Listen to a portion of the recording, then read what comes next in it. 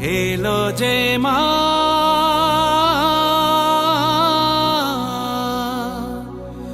আমার মা, সবার মা দুর্গা মা। Hello guys, welcome to our channel the unscripted life. আশা করছি তোমরা সবাই খুব ভালো আছো, আমিও খুব ভালো আছি। দুর্গাপূজার মেকআপ সিরিজ নিয়ে চলে এসেছি। আমার এই লুকটি তোমরা দশমীর সকালে ক্যারি করতে পারো, তাই দেরি না করে চলো শুরু করি আজকের মেকআপ লুক। সবার প্রথমে আমি ব্যবহার করে নিচ্ছি ইনসাইটে 3-in-1 প্রাইমার। প্রাইমার আমাদের মেকআপের আগে স্কিনে লাগানো খুবই দরকার, তাতে আমাদের ফাউন্ডেশনটি খুব ভালোভাবে ব্লেন্ড হয়ে যায় আমাদের স্কিনের সাথে। প্রাইমারটি আমাদের স্কিনের সমস্ত ওপেন পোরগুলোকে ব্লার ও মিনিমাইজ করে দেয়। এরপরই আমি ব্যবহার করব কালার কারেক্টার। আমার স্কিনে অনেক ডার্ক স্পট আছে, তাই সেগুলোকে হাইড করার জন্য আমি ব্যবহার করছি অরেঞ্জ শেডের একটি কালার কারেক্টার। কালার কারেক্টটি আমি আঙ্গুলের সাহায্যে আমার সমস্ত ডার্ক স্পট এরিয়াগুলোতে খুব ভালোভাবে লাগিয়ে নেব। এরপর একটি বিউটি ব্লেন্ডারের সাহায্যে তা খুব ভালোভাবে ব্লেন্ড করে নেব, যাতে কোনো রকম এজেস না থাকে।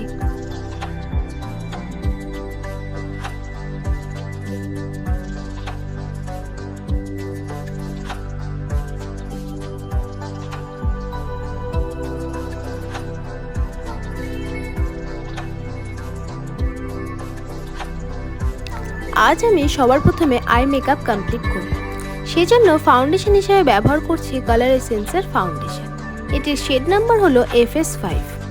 তোমরা সবসময় তোমাদের স্কিন টোন ম্যাচ করেই ফাউন্ডেশন অ্যাপ্লাই করবে।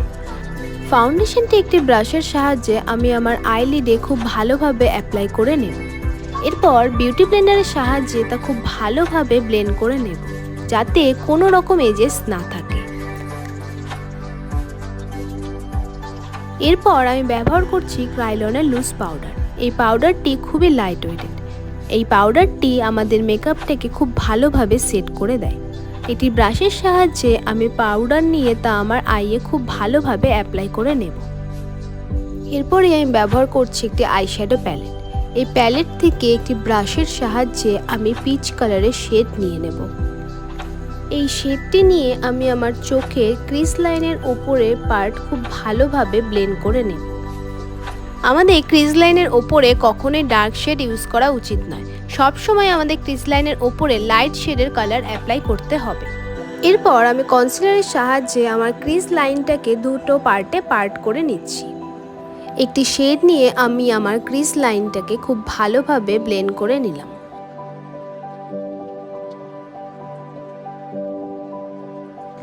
এরপর সেই প্যালেট থেকে একটি ডার্ক শেড নিয়ে আমি আমার ক্রিজ লাইনের আউটার কর্নার ও ইনার কর্নার ভালোভাবে ব্লেন্ড করে নেব।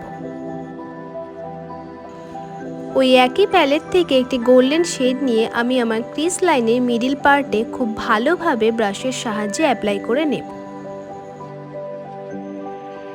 এরপর অন্য একটি ব্রাশের সাহায্যে আমি আমার ক্রিজের সমস্ত শেডকে খুব ভালোভাবে ব্লেন্ড করে নেব। এরপরে আমি ব্যবহার করছি ইনসাইটের শাইনি ওয়াটারপ্রুফ আইলাইনার। এই আইলাইনারটি দিয়ে আমি একটি উইং আইলাইনার তৈরি করে নেব আমার আইয়ে।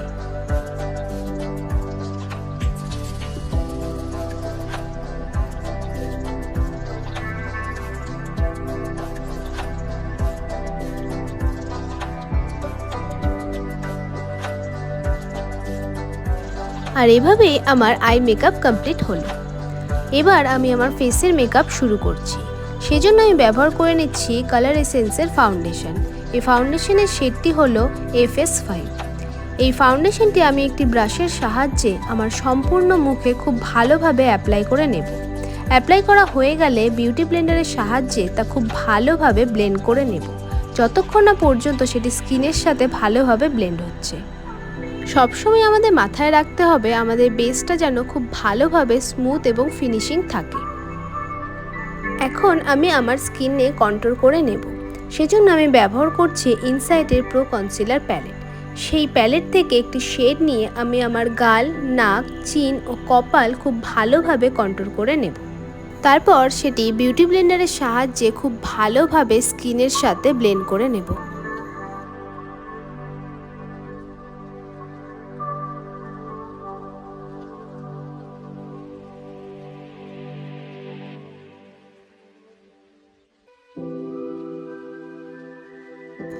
এখন আমি আমার সম্পূর্ণ মেকআপটাকে ভালোভাবে স্কিনের সাথে সেট করার জন্য ব্যবহার করে নেব লুজ পাউডার। সেই লুজ পাউডারটি হলো ক্রাইলনের লুজ পাউডার। এই পাউডারটি খুবই লাইট ওয়েটেড, আর এই পাউডারটি আমাদের স্কিনের সাথে আমাদের পুরো বেসটাকে খুব ভালোভাবে সেট করে দেয়। এরপর একটি ডার্ক শেডের লিপস্টিক আমি ব্লাশ হিসাবে ব্যবহার করে নিচ্ছি। তোমরা যদি এটা অ্যাপ্লাই করতে না চাও তাহলে তোমরা এটা স্কিপ করতে পারো।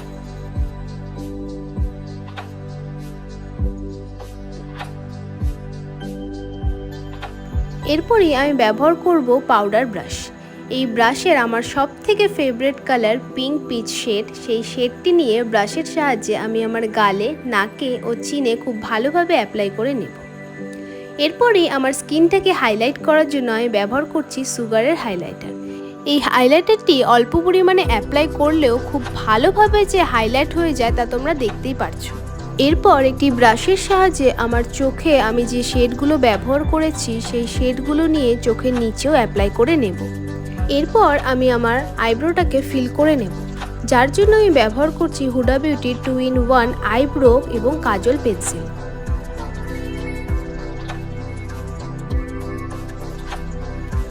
এরপর আমি একটি সরু ব্রাশের সাহায্যে আমার চোখের ইনার কর্নার, আইব্রোর নিচে এবং আমার কলার বোনগুলো খুব ভালোভাবে হাইলাইট করে নেব।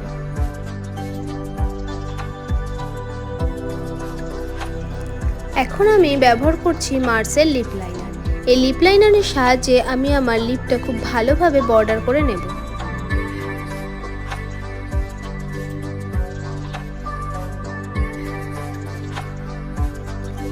এরপর আমি একটি ক্রিম বেসের লিপস্টিক নিয়ে আমার লিপটা খুব ভালোভাবে ফিল করে নিচ্ছি। আমি সচরাচর ডার্ক কালারের লিপস্টিক পরতে খুব একটা পছন্দ করি না। আমি সবসময় নিউড কালারের লিপস্টিক পরতেই ভালোবাসি। আজকের এই মেকআপটির সাথে নিউড শেড কালারটা খুব একটা মানাচ্ছিল না, তাই ডার্ক শেডের লিপস্টিক পরছি। এরপরে আমি একটা লিকুইড লিপস্টিক নিয়ে সেই লিপটাকে খুব ভালোভাবে আর একটু হাইলাইট করে নেব।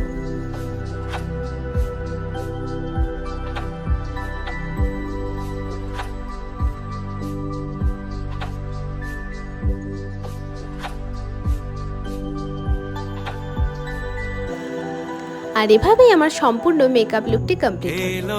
তো গাইস, তোমরা দেখতেই পেলে আমার এই মেকআপ লুকটি কতটা পুজো ভাইবস ছিল।